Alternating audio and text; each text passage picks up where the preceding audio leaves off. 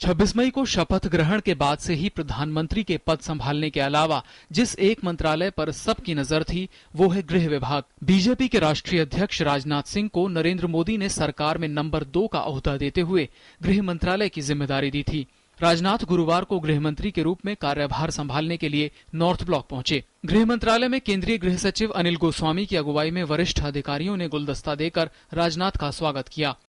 राजनाथ ने संसद के निकट देश के पहले गृह मंत्री सरदार वल्लभ भाई पटेल की प्रतिमा पर श्रद्धा सुमन अर्पित किए।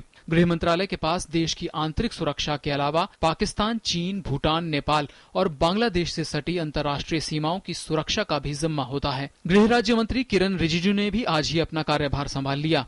This is a very high profile, very important ministry under the government of India, and we have to deal with so many issues related to security, law and order and other developmental activities attached to this ministry.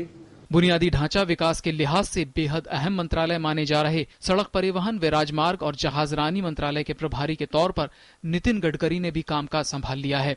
Gadkari ने ढांचागत विकास में प्रतिबद्धता दोहराई और कहा कि वो राजमार्गों के निर्माण को प्राथमिक आधार पर लेंगे।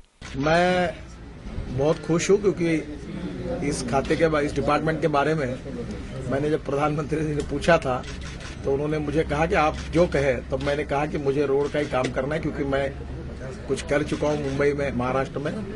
Mumbai Pune express highway, 55 flyovers और वर्ली बांद्रा सीलिंग जैसे प्रोजेक्ट जो अनुभव मेरे पास था उसमें मैंने कहा कि इसमें मैं अच्छी तरह से काम कर पाऊंगा।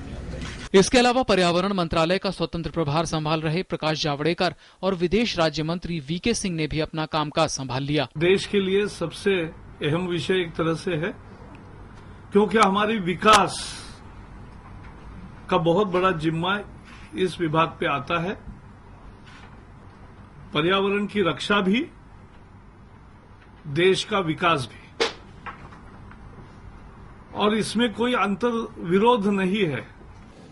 डोनर का चार्टर नहीं है सिक्योरिटी, डोनर का चार्टर है डेवलपमेंट, डोनर का चार्टर है किस प्रकार उस इलाके को बाकी देश के साथ जोड़ना, डोनर का चार्टर है वहां पर किस प्रकार कारखाने लगे, उद्योग बढ़े, वहां का जो गृह उद्योग है उसको कैसे बढ़ावा मिले और एक वो माहौल तैयार करना जिससे सिक्योरिटी में मदद मिले। नागरिक उड्डयन मंत्रालय की जिम्मेदारी टीडीपी के वरिष्ठ नेता अशोक गजपति राजू को मिली है और उन्होंने भी गुरुवार को काम संभाला। ज्यादातर मंत्री अपनी जिम्मेदारी संभाल चुके हैं और पीएम का एजेंडा भी उनके सामने है।